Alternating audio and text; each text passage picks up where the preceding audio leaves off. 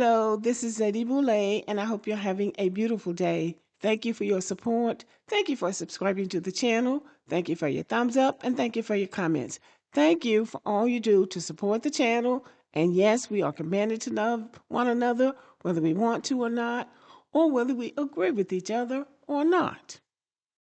Yo, did you guys know there's a city for black people? There's a city in the United States where if you're not black, you might feel completely like an alien. Okay. Not because anyone will treat you differently, but because you could literally be the only one there. This city is nearly 100% black. Damn. Almost every single resident. And it's been like that for over a century. But here's the crazy part. This city runs almost entirely on its own. It has its own hospital, its own bank, and most major roles are held by black professionals. At one point, it even reached a 100% high school graduation rate, something almost no other city in America has ever achieved. And now for the wildest part, you can buy a full house here for under $60,000.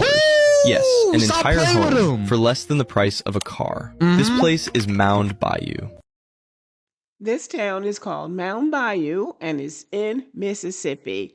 Mound Bayou is one of the most important black founded towns in U.S. history, created in 1887 by formerly enslaved men Isaiah T. Montgomery and Benjamin T. Green, specifically as a self-governing all-black community. It became a national symbol of black self-determination, economic independence, and safety during Jim Crow. And if any time in black history it was needed, it was during the days of Jim Crow. And Mound Bayou is still all black today, not legally all black. No town can be racially exclusive in the United States, but in practice, it is still one of the blackest towns in America with 96.8% black American population. It is a continuous legacy of black leadership, institutions, and land ownership. And it is historically known as the Jewel of the Delta. And anybody from the South knows about the Mississippi Delta. Why Mound Bayou matters is because it was a safe haven from white violence during Reconstruction and Jim Crow.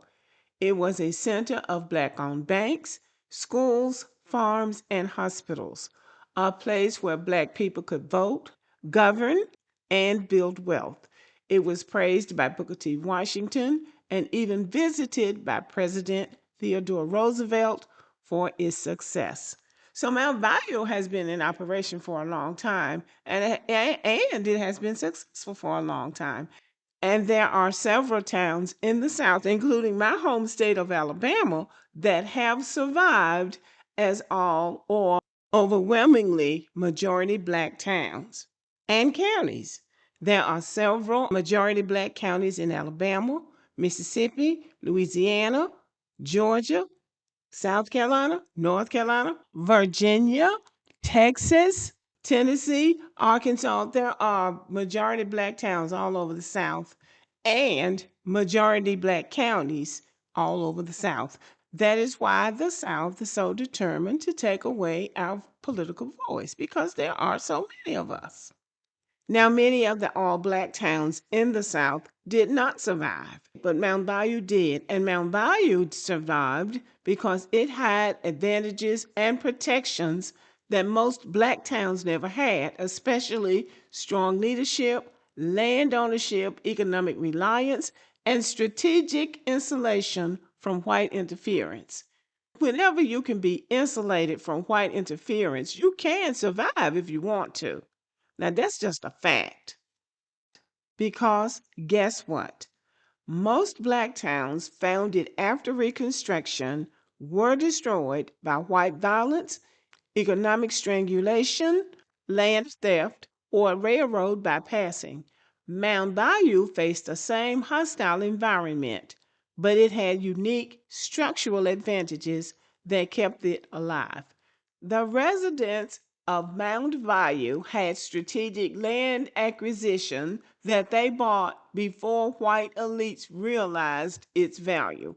Because black people always got the worst land, but black people made the best of it, and then what do you have? Then white people want it. Once they realize that the land is worth something, they want it. But the people of Mound Bayou were educated and smart enough that they got their land in their name and they had their deeds. And that makes the difference. They also had railroad partnership, and that was unique. Unlike most black towns, Mound Bayou was actively recruited by the Louisville, New Orleans, and Texas Railroad. Now that's important. The railroad needed towns along its route.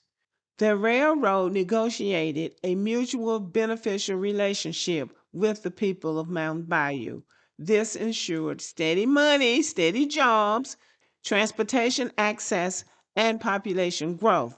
Most black towns died when railroads bypassed them.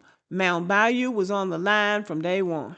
And that's one of the reasons, that's the main reason Mound Bayou survived, because if those white people in Mississippi had had their way, they would have wiped that town out, just like they did the other black towns. They would have destroyed it.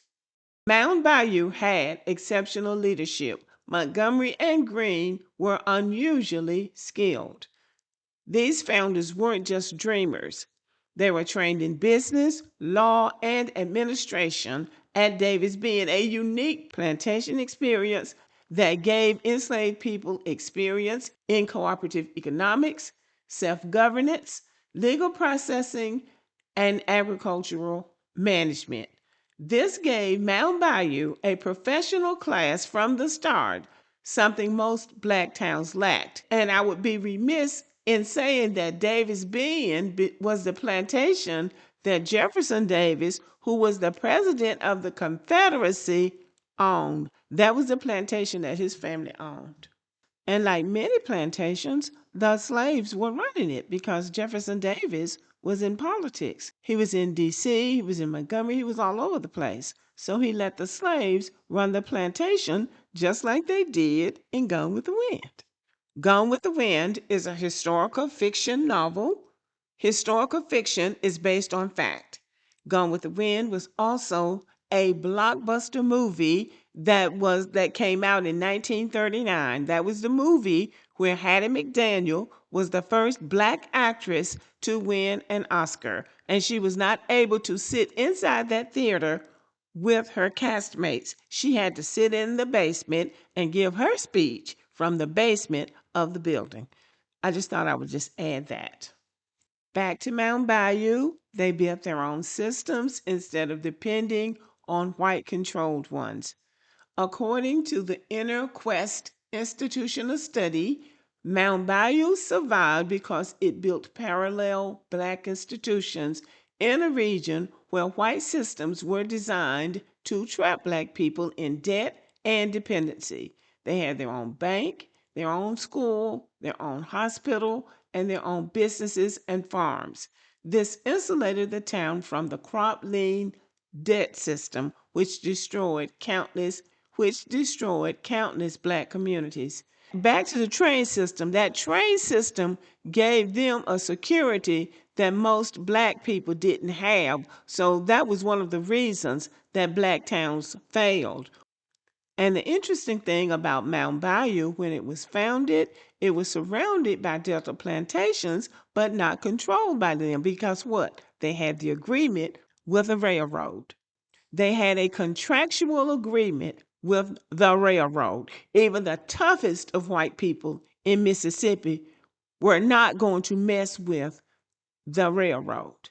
That is called corporate white America. And that was called that even then. So they weren't going to mess with them. And that's how Mound Bayou survived, because of that contract that they had with the railroad. So what we can say is that if other black towns had had some type of contractual agreement with a corporate company like a railroad company, they would have survived too. They would have survived too. All right, y'all. Thank you for listening, and let me know what you think about this video.